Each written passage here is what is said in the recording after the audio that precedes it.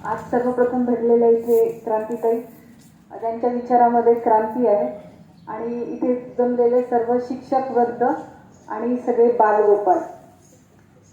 नमस्कार फुकाचा तर आशीर्वाद मोलाचा, नमस्कार फुकाचा तर आशीर्वाद मोलाचा, हे छोटंसं वाक्य माझ्या आईने मला लहानपणी दिलं होतं. आणि त्याचा फायदा काय झाला ते मी तुम्हाला सांगते. जेव्हा पण तुम्ही एखादी व्यक्ती तुमच्या घरी येते आणि तेव्हा तुमची आई सांगते की बेटा नमस्कार कर, पाया पड, त्यावेळेस तुम्हाला वाटतं काय आपल्याला आपले आई वडील सांगतात की पाया पड म्हणून सांगतात, काय भेटतं याच्याने. जवळपास एक 4 वर्षापूर्वी माझ्यावर एक असा प्रसंग आला की उदगीरमध्ये हॉस्पिटलमधून मला एका ॲम्ब्युलन्समध्ये घालून पुण्यामध्ये पोहोचवलं गेलं आणि अचानक ठरलं की हिचं ऑपरेट करायचं. दुसऱ्या दिवशी मला चालता येत नव्हतं, बोलता येत नव्हतं, अशी माझी कंडिशन घडली होती. आणि उद्या माझं ऑपरेट आहे, तेव्हा अनेस्थेशियाचं एक इंजेक्शन मला ट्रायलसाठी दिलं होतं की ते मला सूट होतं का नाही. कारण माझी एंडोस्कोपी करणारे सर्जन हे भारतातले नामांकित सर्जन होते, डॉक्टर सतीशचंद्र गोरे सर. ज्यावेळेस मला ते इंजेक्शन दिलं गेलं त्यावेळेस जवळपास एक 10 मिनिटाच्या आत माझा श्वास थांबला आणि सगळ्या डॉक्टरांची पळापळ झाली. मला खाली मुंडकं वर पाय असं एका पूर्ण पलंगाला बांधून टाकण्यात आलं.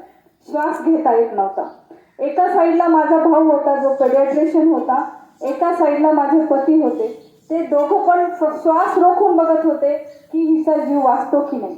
माझा भाऊ जो डॉक्टर होता तो हतबल झाला होता की आपण डॉक्टर आहोत पण हिला श्वास घेता येईल का नाही, हा तिथं प्रश्न तयार झाला त्यांना. त्या क्षणी विचारांची मालिका माझ्या डोक्यामध्ये होती. मला श्वास घेता येत नव्हता पण विचार होते माझ्या डोक्यामध्ये. त्यावेळेस मला आठवलं की मला आई म्हणत होती की नमस्कार फुकाचा तर आशीर्वाद मोलाचा. त्यावेळेस मी मनोमन देवाला एकच म्हटलं की देवा, आईने मला सांगितलं होतं तर मी लहानपणापासून जेवढे लोक भेटायचे त्यांच्या पाया पडायचे. लोक बरं का, देव नाही. जेवढ्या पण व्यक्ती माझ्या घरी आल्या त्या सर्वांच्या मी पाया पडायचे. आणि आज अशी वेळ आलेली आहे की मला त्या आशीर्वादाचं फळ पाहिजे. आज अशी वेळ आलेली आहे की त्या आशीर्वादाचं मला फळ पाहिजे. मला जगायचे कोणासाठी तर त्या 2 छोट्या मुलांसाठी ज्यांची मी आई आहे. मला जगायचंच राहून गेलं. सगळ्यांसोबत मी जगले, माझा बिझनेस केला, सासू सासरे नणंद सगळ्यांसोबत मी जगले. एक सून म्हणून चांगलं काम केलं, एक उद्योजिका म्हणून चांगलं नाव कमवलं. परंतु माझ्या 2 छोट्या मुलांसाठी मी आता जगू शकणार नाही. तर देवा, आई सांगते ना ते खरं असतं असं सगळं जग म्हणतं. आणि आई असते तर तिच्या देव असतो असं सगळं अध्यात्म पुराण सांगतं. तर आज जर त्या आईमध्ये देव असेल, तिने जर सांगितलेले शब्द जर खरे होत असतील तर आज मी जगली पाहिजे. एवढा एकच निश्चयाचा भाव मी माझ्या आयुष्यात जगले. आणि दुसऱ्या दिवशी माझी एंडोस्कोपी झाली. एंडोस्कोपी झाल्यानंतर 4 तासानंतर मी जेव्हा शुद्धीवर आले तेव्हा सर्वप्रथम माझ्या भावाने मला 2 घास भात खाऊ घातला आणि 6व्या तासाला मला हाताला धरून उठवलं आणि मी चालायला लागले. विचार करा, जिच्या पाठीवर फोडांच्या धारा लागलेल्या होता, जिला एक अक्षर बोलायचं म्हणजे प्रचंड ताण होता, जी गेले 15 दिवस झालं फक्त पाण्यावर होती आणि सलाईनवर होती, अशी स्त्री फक्त एका आईच्या विश्वासामुळे आज तुमच्या समोर आहे. मी आज जे काही जगले ना ते फक्त आणि फक्त माझ्या आईवरचा विश्वास आहे. त्या मातेनं खूप काही शिक्षण घेतलं नव्हतं. माझ्या आईने खूप शिक्षण घेतलेलं नव्हतं. तिला खूप शिकायची इच्छा होती, परंतु तिने आम्हा 3 भावंडांना खूप चांगलं शिक्षण आणि संस्कार केले. मला चांगलं आठवतं, माझा जेव्हा पाऊण एक पाडा झाला तेव्हा माझी आई म्हणली पाऊण एकच झालाय, 1.5 एक्की व्हायला पाहिजे. तुम्हाला तर 1.5 एक्की माहिती का नाही मला माहित नाही. पाऊण एक पाडा म्हणजे उगी साधा पाडा असा समजलं जायचा. आणि असे पाडे ती माझ्याकडून तयार करून घ्यायची. इंग्रजी शब्दांचं पाठांतर करण्यासाठी माझ्या घरात एक अंजिराचं झाड होतं, ज्याच्या बाजूला एक भिंत असायची. खाली माझी आई अशी दळण करायची किंवा पाखडायची आणि वर त्या भिंतीवर मी बसायची. आई म्हणायची एवढे इंग्रजी शब्द पाठ केलीस की खाली उतर. म्हणजे विचार करा, त्याच्यामुळे मला काय झालं की शब्दांचा साठा खूप चांगला झाला. मग तो इंग्रजी असू द्या, मराठी असू द्या किंवा हिंदी असू द्या. आज माझी मुलं CBSE बोर्डमध्ये शिकतात. परवाच मागच्या संडेला माझ्या मुलाची एक्झाम झाली, जो 6वी इयत्तेमध्ये आहे. तो मला म्हटला की तुला माझं शिक्षण फार सोपं वाटतं ना, तू काय मराठी मीडियममध्ये शिकलेली आहेस, आम्ही फार अवघड शिकतो. आम्हाला आत्ता जे आहे ना ते तुला BSc ला होतं, MSc ला होतं, असं त्याचं म्हणणं होतं. मी म्हणलं ठीक आहे बेटा, तू बस समोर, माझी परीक्षा घे, मला काही येतं का बघ तू. तुम्हाला सांगायला मला खूप आनंद वाटतो की माझ्या मुलाच्या परीक्षेत मी अगदी चांगल्या मार्क्सनी नाही, आउट ऑफ मार्क्सनी उत्तीर्ण झाले. हे मराठी शाळेचं यश आहे. मराठी शाळेमध्ये जे मुलं शिकतात त्यांचा बेस अतिशय पक्का केला जातो. मला इथं मी सगळ्यांच्या बघते की टाळ्या वाजतात, इकडल्या टाळ्या खूप वाजतात, हे थोडेसे कमी वाजतात, हे थोडेसे. तर आत्ता मी टाळ्या वाजवायला सांगणार आहे, टाळ्याची पद्धत सांगणार आहे. पण टाळ्या कोणासाठी वाजवायच्या? विचारधनाचे मालक असणारे विचारधन, बरं का, लक्षात घ्या. तुमच्या ह्या शाळेचे मुख्याध्यापक म्हणजे मला पाहता क्षणी आणि ऐकता क्षणी असं वाटलं की एक विचारधनाचे मालक असणारे मुख्याध्यापक ज्या शाळेमध्ये असतील त्या शाळेमध्ये डॉक्टर, इंजिनियर काय हो, IPS आणि सायंटिस्ट 100% तयार होणार. बॉन्ड पेपर असेल तर सरांनी मला आणून द्यावा, मी 100% त्याच्यावर साईन करून घेऊन देईन की येणाऱ्या काळामध्ये यातील विद्यार्थी 100% IPS ऑफिसर आणि SP किंवा सायंटिस्ट नक्कीच घडतील. कारण इतके चांगले विचार आणि इतकी चांगली सहज प्रवृत्ती की ते सहज बोलून गेले. जेव्हा काही मुली आणि मुलं येत होते तेव्हा ते बोलून गेले की मी त्यांना जगू देतो. कसं जगायचं, त्यांना जसं जगायचं तसं मी त्यांना जगू देतो. कुठल्या शाळेच्या प्रिन्सिपलकडून किंवा मुख्याध्यापकाकडून हे वाक्य मी ऐकलेलं नाहीये.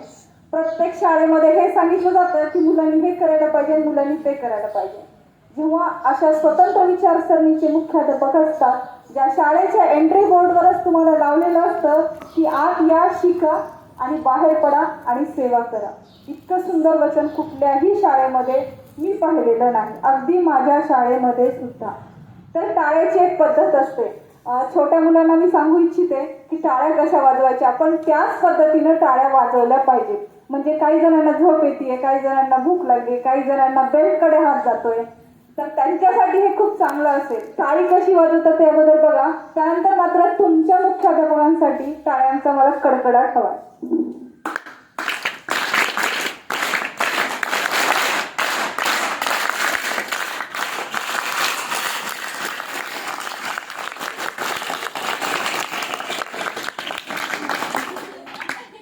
झोप गेली सगळ्यांची? डबे आणले असतील तर मला सांगा, मी पण थोडंसं खाऊन जाईल. इतके छान तुम्हाला मुख्याध्यापक भेटलेत की ज्यांनी इतकी चांगली संस्कृती इथं आणलेली आहे. संस्कृतीमध्ये शिक्षण तर सगळीकडे भेटतं, तुम्हाला समाजामध्ये भेटेल, पुढे कॉलेजमध्ये भेटेल, पण लहान वयामध्ये जी संस्कृती असते ती खूप महत्त्वाची असते. तुमच्यापैकी खूप जणांना मी असं सांगू इच्छिते की आई म्हणजे काय ते तुम्हाला माहीत असतं, परंतु आई काय करते तुमच्यासोबत हे तुम्हाला आठवणीत सुद्धा राहत नसतं. प्रत्येक गोष्टीमध्ये आई तुम्हाला शिकवत जाते. तिचं शिकवणं हे तिच्या वागणुकीसोबतच असतं. त्याचबरोबर आईचं शिकवणं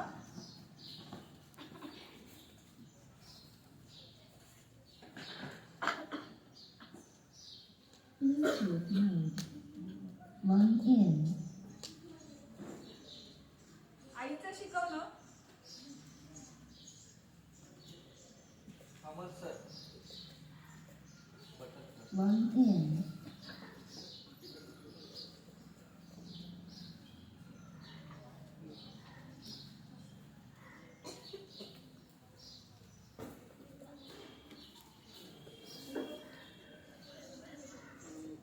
माझा आवाज येतोय का पाठीमागा? नाहीतर समोर येऊन बसा, जागा भरपूर आहे. आपलीच शाळा आहे, त्याच्यामुळे लाजायची काहीच गोष्ट नाहीये. आपल्या शाळेमध्ये जर कोणी येऊन आपल्याला काही सांगत असेल तर सर्वप्रथम आपण पुढे बसायचा प्रयत्न करावा.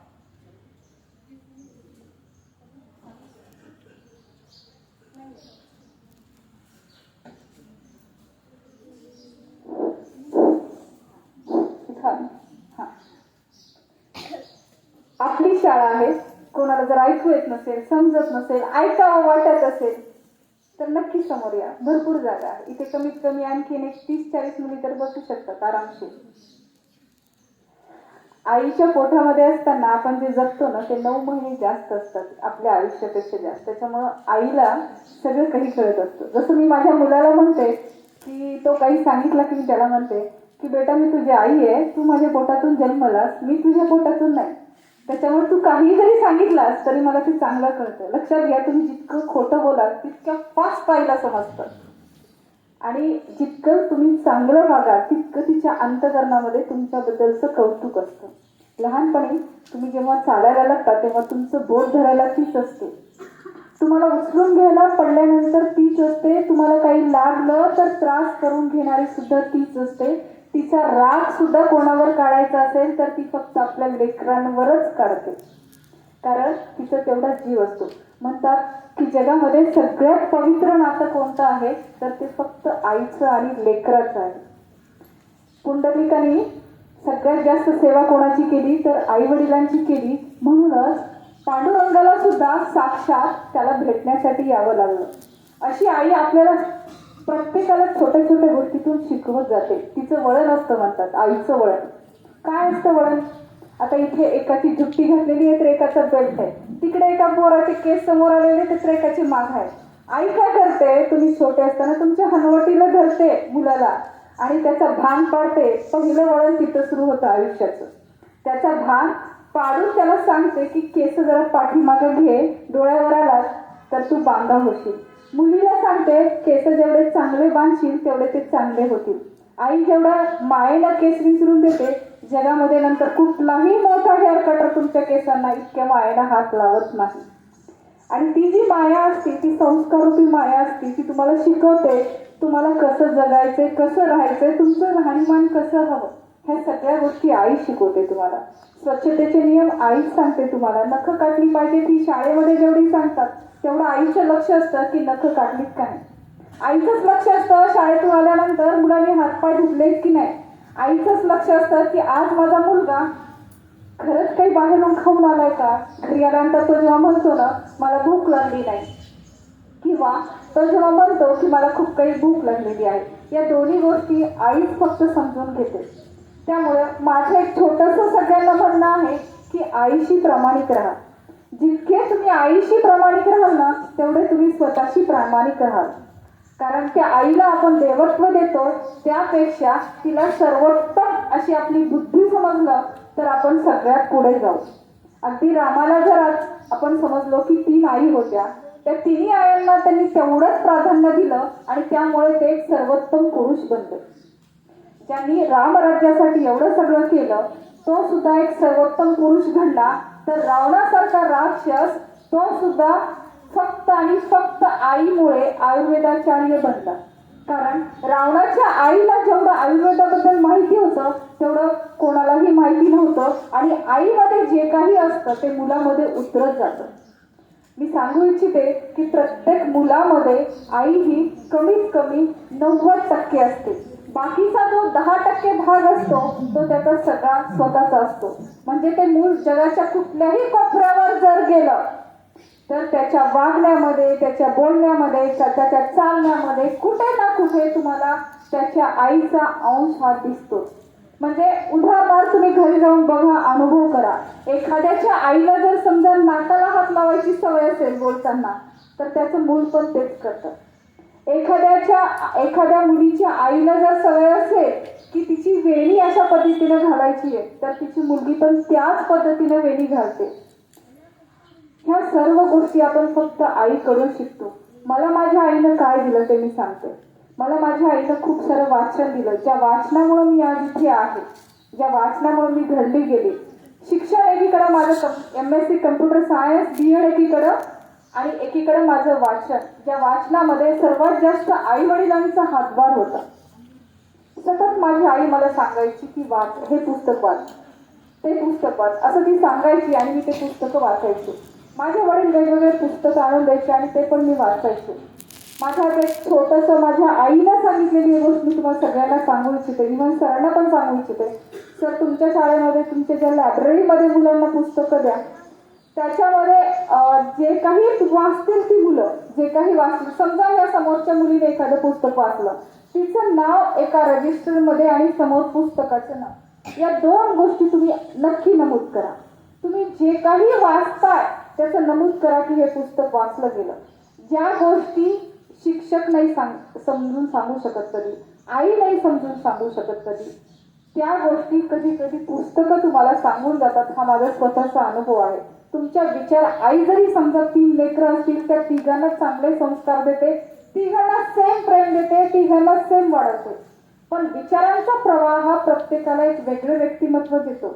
तर त्या वेगळ्या व्यक्तिमत्वासाठी नक्कीच वाचनासारखा दुसरा संस्कार नाही आहे. तर एखादं पुस्तक एखाद्या मुलानं जर वाचलं तर त्याच्यावर एक वेगळा प्रभाव पडतो आणि त्याच्या व्यक्तिमत्वामध्ये पण खूप काही फरक पडतो. आई ही फक्त एक व्यक्ती नसून, जसं मॅडम या सांगितल्या की आज इथे एक संकल्पना आहे आणि ती आपण जगतो. आपण आपल्या गुरुमाऊलींना सुद्धा माऊली म्हणतो. मग ते कुठले का गुरु असेना, म्हणतात ना स्वामी तिन्ही जगाचा आई विना भिकारी. स्वामी तिन्ही जगाचा आई विना भिकारी म्हणजे ज्याच्याजवळ सगळं काही आहे पण आई नाही, तो भिकारी समजला जातो. म्हणजे अगदी देवांना गुरूंना सुद्धा आईची सगळ्यात जास्त गरज आहे. अगदी दत्तांचं असू द्या किंवा स्वामी समर्थांचं असू द्या, प्रत्येकाचं जे काही आहे त्या ठिकाणी आई ही गोष्ट सगळ्यात महत्वाची मानली जाते. मला मुलांना असं खूप साऱ्या गोष्टी असे सांगा वाटतात की ज्या छोट्या छोट्या आहेत पण त्या महत्वाच्या आहेत. आजकाल मुलांचं आपल्या आई वडिलांशी शेअरिंग नाही झालं, पटकन त्यांना असं वाटतं की एखादी गोष्ट पाहिजे असेल तर आपण आपल्या मैत्रिणीला किंवा मित्राला सांगावं, पण आई वडिलांना नाही. जे तुमचे खरे हितचिंतक आहेत, ज्या वाढत्या वयातल्या मुली आहेत, मी त्यांना सांगू इच्छिते की तुमची बेस्ट फ्रेंड तुम्ही अगोदर ठरवा कोण आहे, तर तुमची आई आहे.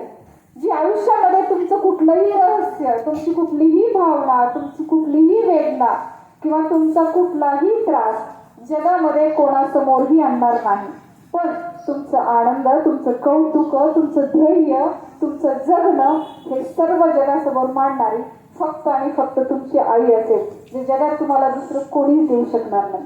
जेवढे तुम्ही तुमच्या आई वडिलांशी बांधील राहाल, जेवढं त्यांच्यासोबत तुमचं जमेल, जेवढं तुमचं त्यांच्यासोबत ऐकेल, तेवढं जास्त महत्वाचं असं मला वाटतं. आज सरांनी सांगितलं की आम्ही इथल्या जवळपास आजूबाजूच्या गावातून सगळ्या मुलांना आणतो आणि त्यांना परत सोडतो सुद्धा, आणि ते सुद्धा आमच्या स्वखर्चानं. तुमच्या माहितीसाठी सांगते, माझा मुलगा पोस्टे पोद्दारमध्ये आहे. आम्हाला वर्षाला एका मुलाला 25,000 उदगीरमध्ये भरावे लागतात अन्न आणि सोडणं या 2 गोष्टीसाठी. म्हणजे तुम्हाला किती कमी खर्चामध्ये तुम्हाला खूप काहीतरी देण्यासाठी, तुम्हाला घडवण्यासाठी हे सगळेजण किती मेहनत घेतात हे तुमच्या लक्षात आलं तर तुमच्या अभ्यासाचा वेग वाढेल असं मला वाटतं. आणि आजकाल मी आणखी एक बघतीये की मुलं काम करतायत घरात पण मुली करत नाहीये. तुमच्यावर हे आईचे संस्कार असायला पाहिजे की तुमची आई, आम्हाला असं घडतं की आमची आई एखादी शब्द आम्हाला सांगितला आणि तो आम्ही ऐकला नाही, असं आमच्या आयुष्यात कधी घडलं नाही.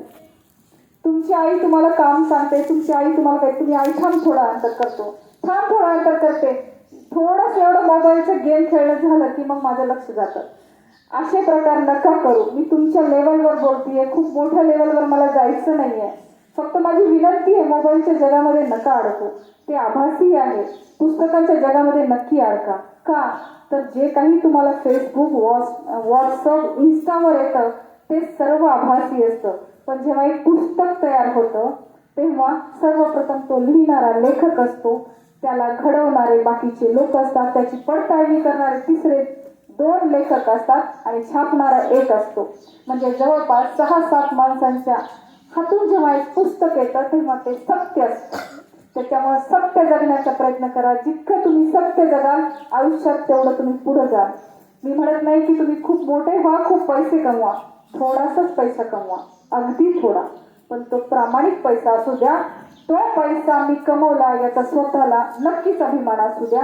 जे काही कराल ते तुमच्या स्वतःवर असतं आणि जे काही सांगणारे असतात ते स्वतःच्या अनुभवातून तुम्हाला सांगणारे असतात. 11वी-12वीचं वय असं असतं की त्या वयामध्ये मीच खरा किंवा मीच खरी असं वाटत असतं, माझ्या इतकं हुशार कोणीच नाही असं वाटत असतं.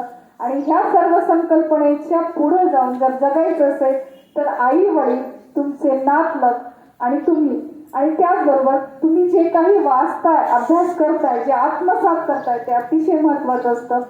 सर्व मुलींना मी सांगू इच्छिते, आयुष्यभर लक्षात ठेवा ही गोष्ट, की प्रत्येक मुलीला 22 नाती असतात. प्रत्येक मुलीला 22 नाती असतात आणि मुलाला त्यापेक्षा कमी असतात. आपली नाती जपणं, आपलं स्वत्व जपणं आणि आपण स्वतःचं कर्तृत्व करणं, या 3 गोष्टी जर मुलीनं केल्या तर तिच्यासारखी दुसरी झाशीची राणी नाही, तिच्यासारखी दुसरी जिजाऊ नाही किंवा तिच्यासारखी दुसरी इंदिरा गांधी नाही. मोठमोठ्या व्यक्ती ह्या अशाच झाल्या नाही. त्या स्वतःच्या विचारांवर, स्वतःच्या कर्तृत्वावर आणि स्वतःच्या मेहनतीवर त्या झालेल्या आहेत. तुम्हाला जे बनायचंय ते आजच ठरवा आणि त्या मार्गाने तुम्ही काम करा. सगळ्यात महत्वाचं, प्रातःकालीन तुम्ही तुमच्या शाळेला येता, बसमध्ये बसता, सकाळी उठल्यानंतर जितका मनपूर्वक तुम्ही देवाला नमस्कार कराल तेवढाच नमस्कार तुमच्या आईला करा. तेवढ्याच मनानं नमस्कार केल्याशिवाय तुमचं घर सोडू नका. तुमचे देव आणि तुमची आई ह्या 2 गोष्टी आयुष्यभर तुमच्यासाठी संरक्षक ठरो. एवढे बोलून मी माझे 2 शब्द संपवते. जय हिंद, जय भारत.